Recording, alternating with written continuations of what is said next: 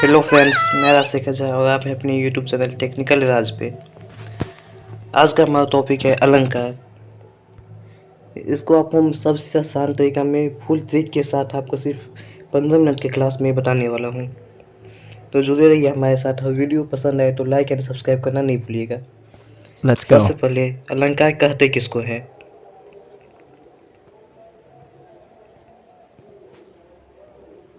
अलंकार की परिभाषा: जो शब्द किसी वस्तु के अलंकृत करे, जो शब्द किसी वस्तु को अलंकृत करे उसे अलंकार कहते हैं।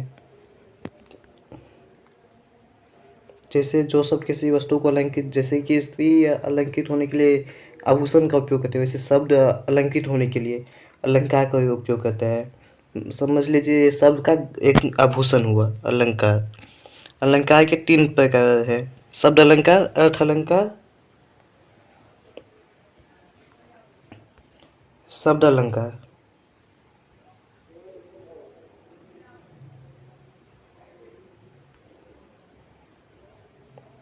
शब्द अलंकार, अर्थ अलंकार, उभय अलंकार। परंतु मुख्य रूप से अगर अलंकार के प्रकार पूछे जाए तो आप 2 अलंकार होते हैं, शब्द अलंकार और अर्थ अलंकार। ये हो गया आपके अलंकार के प्रकार। अब आपको बताते हैं इस दोनों के अनेक प्रकार होते हैं। उभय अलंकार बहुत कम ही पूछे जाते हैं। जब आपको पूछा ऑप्शन में उभय अलंकार दिया रहे तभी आप मारिएगा। ये तो मुख्य रूप से अलंकार के 2 ही प्रकार होते हैं। अब अलंकार के तीनों भेद के रूप शब्द अलंकार में आ जाता है अनुप्रास अलंकार, यमक अलंकार, श्लेष अलंकार, पुनरुक्ति अलंकार, विपसा अलंकार, वक्रोक्ति अलंकार। अर्थ अलंकार में रहता है उपमा, रूपक, उत्प्रेक्षा, मानवीकरण, विरोधाभास। इसको आप स्क्रीनशॉट भी ले सकते हैं। तो इसमें जितना है ये सब इम्पोर्टेंट ज़्यादा नहीं है। आपको जो इम्पोर्टेंट है जो एग्ज़ाम में आता है वही वाला आपको हम बताएंगे। तो चलिए शुरू करते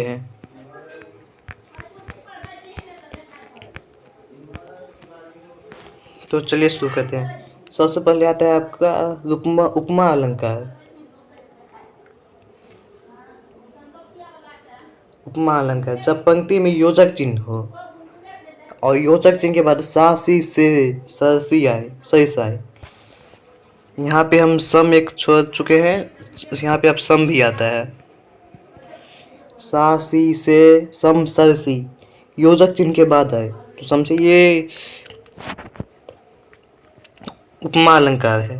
अगर योजक चिन्ह के बाद सा सी से सरसी सम या है तो आप समझिए ये उपमा अलंकार। जैसे मुख चंद्रमा सा सुंदर है, योजक चिन्ह है, योजक चिन्ह के बाद सा है, मतलब ये उपमा अलंकार है।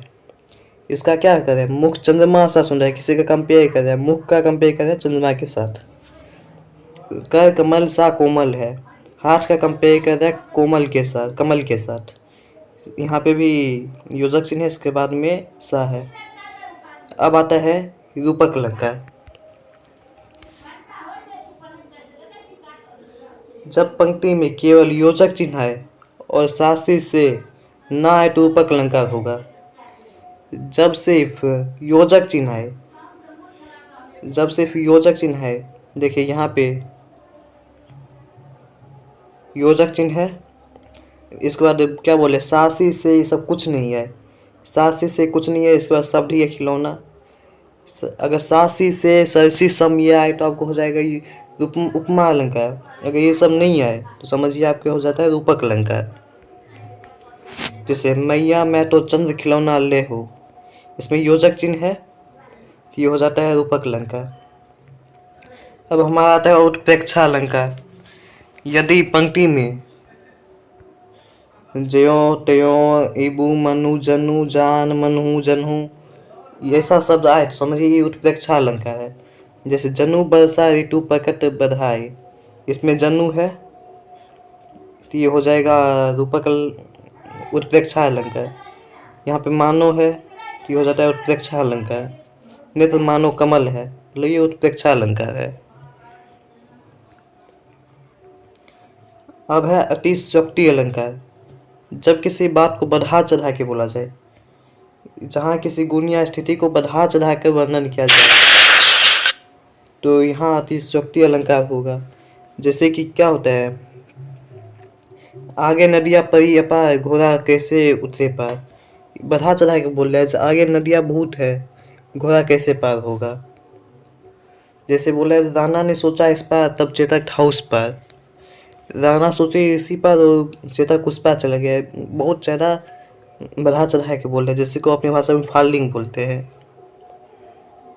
अब अपना आता है मानवीकरण अलंकार।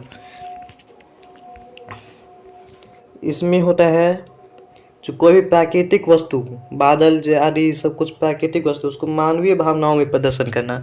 जैसे फूल हंसे कलियां मुस्काए, फूल हंसता है या कलियां मुस्काती है, नहीं, उसको, ये प्राकृतिक चीज़ है, पर उसको मानवकृत, मतलब मानव हंसता है, उसको मानवकृत रूप में लिखा गया है, इसीलिए कहा जाता है फूल हंसे कलियां मुस्काए। ये हो जाता है मानवीकरण अलंकार।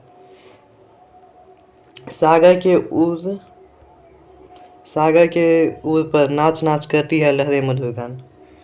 लहरें गाती नहीं है, पर इस यहाँ पे मानवीकरण रूप में इसको लिखा गया है, इसलिए मानवीकरण अलंकार हो जाएगा। अब हमारा आता है शब्द अलंकार के, ये तो हो गया।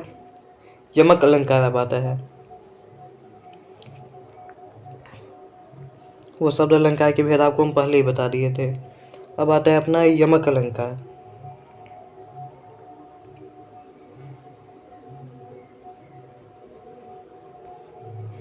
एक ही शब्द एक से अधिक बार आए और अर्थ अनेक हो तब यमक अलंकार होता है। जैसे कनक कनक ते सौ गुनी मादकता अधिकाय।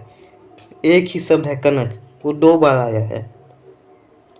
जैसे देखिए, काली घटा का घमंड घटा, काली घटा का घमंड घटा, घटा सब 2 बार आया है। यहाँ पे काली घटा मतलब कि काल घटा का मतलब यहाँ पे हो जाता है बादल, और यहाँ पे घमंड घटा मतलब घमंड का कम होना।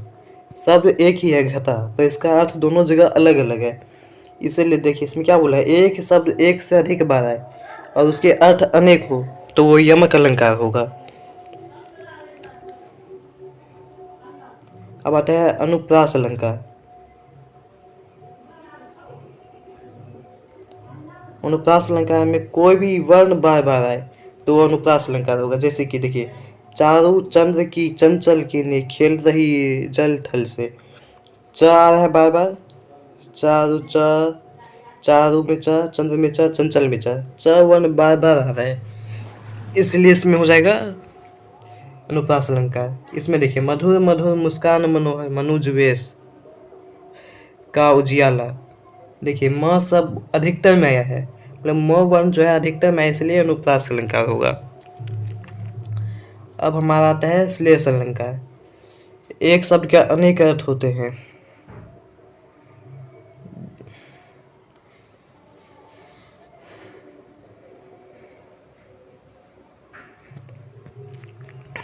श्लेष अलंकार मतलब कि कोई एक ही शब्द है और उसी शब्द का, इसमें शब्द एक ही रहेगा वो बार बार, बस उसी शब्द का अर्थ अलग अलग रहेगा। जैसे देखिए, रहीमन पानी, रखिए बिन पानी, फिर आया पानी, सब सुन, पानी गए ना उबरे मोती मांस चून।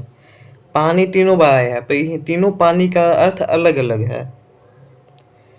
पहले पानी का अर्थ है मनुष्य के संदर्भ में, इसका मतलब विनम्रता, मनुष्य विनम्रता से रहना चाहिए। फिर दूसरे पानी का अर्थ होता है आभा तेज होने के संदर्भ में, अपनी उत्कृष्टता को बढ़ाने के संदर्भ में। और तीसरा हो जाता है खोने के संबंध में पानी का अर्थ। शब्द एक ही है पानी, और इसका तीनों जगह अलग अलग अर्थ है, तो इसका अगर कोई भी आए तो उसमें आप श्लेष अलंकार लगा दीजिएगा। आप इसका स्क्रीनशॉट भी ले सकते हैं। हो गया। अगर यही जितना बताए हूँ वही इम्पोर्टेंट है, इसी में से हर एक साल क्वेश्चन आता है। अगर वीडियो आपको अच्छा लगा हो इसको लाइक एंड सब्सक्राइब करना नहीं भूलिएगा। गुड बाय, फिर मिलते हैं अगले वीडियो में।